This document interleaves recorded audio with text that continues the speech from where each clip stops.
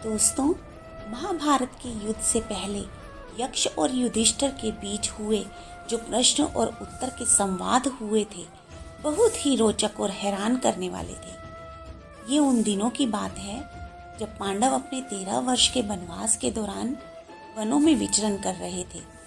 घूमते घूमते जब उन्हें प्यास लगी तो युधिष्ठिर ने पानी का प्रबंध करने की जिम्मेवारी सबसे पहले सहदेव को सौंपी।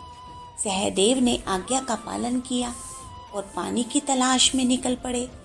थोड़ी दूर चलने के बाद सहदेव को एक जलाशय नजर आया तो वो वहाँ पानी लेने चले गए। जब वो पानी लेने लगे तभी जलाशय के स्वामी अदृश्य यक्ष ने आकाशवाणी करके उन्हें रोका और आकाशवाणी हुई, रुक जाओ सहदेव, जलाशय से पानी भरने से पहले मेरे कुछ प्रश्न हैं, तुम्हें उनका उत्तर देना होगा। परंतु सहदेव ने उस आकाशवाणी को अनसुना कर दिया और जलाशय से पानी भरने लगे और उस पानी को पीकर वो अचेत हो गए। जब काफी देर तक सहदेव भाइयों के पास नहीं लौटे तो युधिष्ठिर चिंता में पड़ गए और इस बार उन्होंने सहदेव को ढूंढने के लिए नकुल को भेजा। नकुल जब जलाशय के पास पहुंचे तो उन्होंने सहदेव को अचेत पड़ा देखा, लेकिन क्योंकि वो भी प्यासे थे इसलिए वो भी जलाशय से पानी पीने लगे। जैसे ही पानी उन्होंने हाथों में लिया तब यक्ष ने नकुल से भी प्रश्नों का उत्तर देने को कहा, लेकिन नकुल ने भी यक्ष की बातों को अनसुना कर दिया और जल पी लिया। जल पीते ही वो भी अचेत होकर गिर पड़े। कुछ देर तक जब नकुल भी नहीं लौटे तो एक एक करके अर्जुन और भीम आए। उन दोनों को भी यक्ष ने निर्जीव कर दिया। जब अर्जुन और भीम भी वापस नहीं आए तो अंत में युधिष्ठिर स्वयं उन्हें ढूंढते ढूंढते जलाशय पर आए। जब युधिष्ठिर ने अपने भाइयों को अचेत पड़े देखा तो वो मन ही मन बोले, किसी घाव का निशान भी नहीं है, तो क्या इस सरोवर का जल ही विषैला है? देखकर ऐसा लगता भी नहीं, क्योंकि इनके शरीर पर विष का कोई असर भी तो दिखाई नहीं दे रहा। फिर भी जो कुछ है वो है तो इस सरोवर के जल में। इस सरोवर के जल में अवश्य ही कुछ न कुछ तो है जिसने मेरे भाइयों की ये दशा की है। जैसे ही युधिष्ठिर पानी पीने लगे तभी यक्ष ने कहा, ठहरो, जल पीने से पहले मेरे प्रश्नों के उत्तर दो। तब युधिष्ठिर बोले, आप मुझे कृपया ये बताइए कि आप रुद्र, वसु अथवा मरुद प्रधान देवताओं में से कौन हैं? मैं यक्ष हूँ और मैंने ही तुम्हारे इन महान तेजस्वी भाइयों की ये दशा की है। मैंने तो इन सबको रोका था कि मेरे सरोवर में से जल पीने से पहले मेरे प्रश्नों के उत्तर दो, परंतु ये नहीं माने और मारे गए। यदि तुम्हें भी जल पीना या ले जाना है तो पहले मेरे प्रश्नों के उत्तर दो। युधिष्ठिर बोले, मैं पूरा प्रयास करूंगा, आप प्रश्न कीजिए। तब यक्ष बोले, पृथ्वी से भारी क्या है? युधिष्ठिर का जवाब था, माता। माता पृथ्वी से भारी होती है। यक्ष ने पूछा, आकाश से ऊंचा कौन है? युधिष्ठिर का जवाब था, पिता। पिता आकाश से ऊंचा होता है। पवन से भी अधिक तीव्र गति किसकी है? तब युधिष्ठिर बोले, मन की। संख्या में तिनकों से अधिक क्या है? युधिष्ठिर बोले, चिंता। मृत्यु के समीप हुए पुरुष का मित्र कौन है? तब युधिष्ठिर बोले, मृत्यु के समीप हुए पुरुष का मित्र है दान। अब यक्ष ने पूछा, धर्म, यश, स्वर्ग अथवा सुख का मुख्य स्थान क्या है? युधिष्ठिर का जवाब था, धर्म का मुख्य स्थान दक्षता है, यश का मुख्य स्थान दान है, स्वर्ग का मुख्य स्थान सत्य है और सुख का मुख्य स्थान शील है। यक्ष का अगला प्रश्न था, मनुष्य की आत्मा क्या है? पुत्र मनुष्य की आत्मा है। जगत को किस वस्तु ने ठग रखा है? युधिष्ठिर का जवाब था, अज्ञान ने।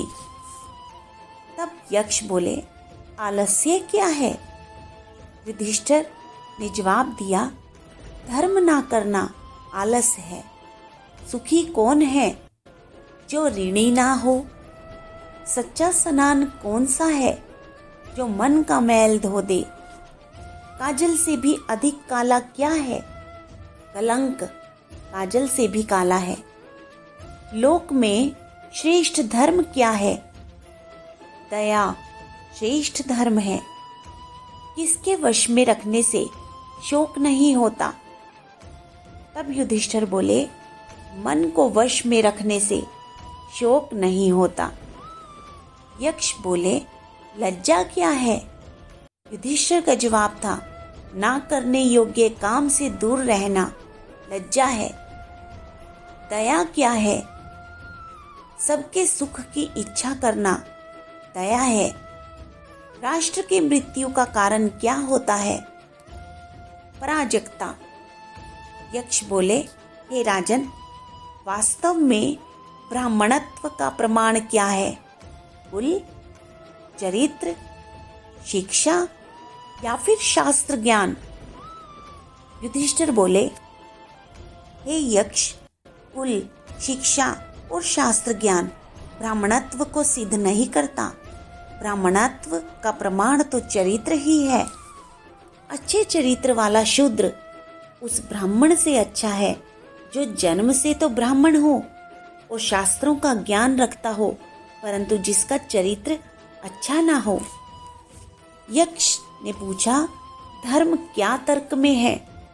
युधिष्ठिर बोले, नहीं। तो क्या ऋषियों की विचारधारा में है? नहीं, क्योंकि किसी एक ऋषि की विचारधारा दूसरे से नहीं मिलती, उनमें मतभेद होता है। किसी ऋषि के पास संपूर्ण सत्य नहीं। तब यक्ष बोले, तो फिर धर्म का संपूर्ण सत्य कहाँ है? युधिष्ठिर बोले, व्यक्ति के हृदय की गुफा में।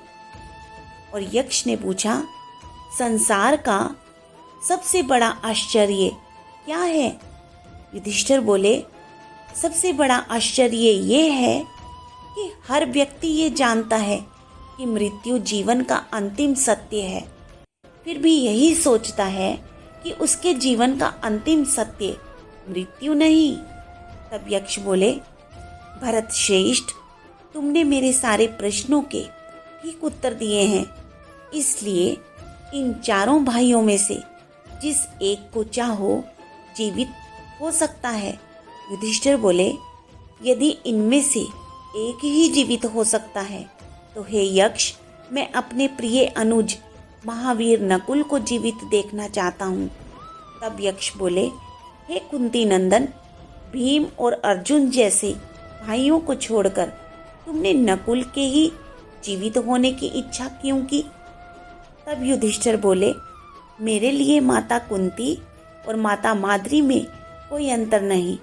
मैं दोनों माताओं के प्रति समान भाव रखता हूँ, इसलिए मैं यदि भीम और अर्जुन को जीवित देखना चाहता तो ये माता माद्री के साथ अन्याय हो जाता।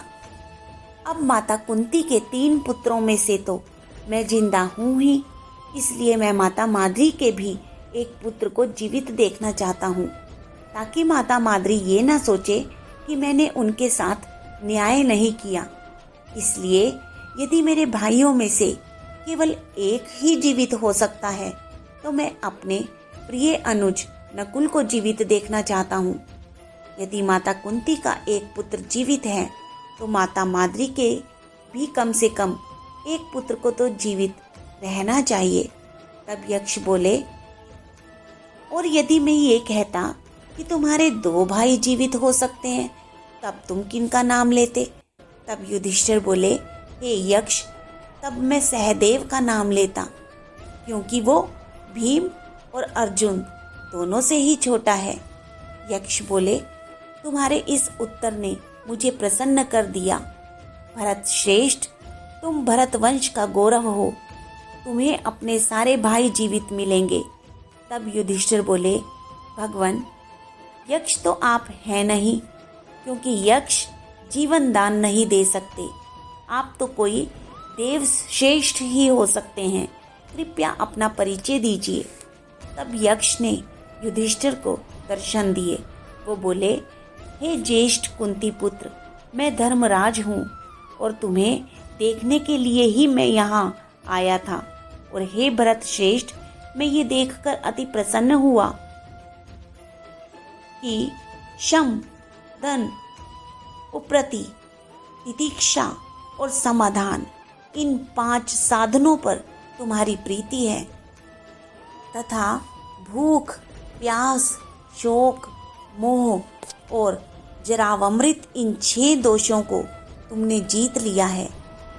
और ये कहकर धर्मराज अदृश्य हो जाते हैं और चारों भाई जीवित हो जाते हैं।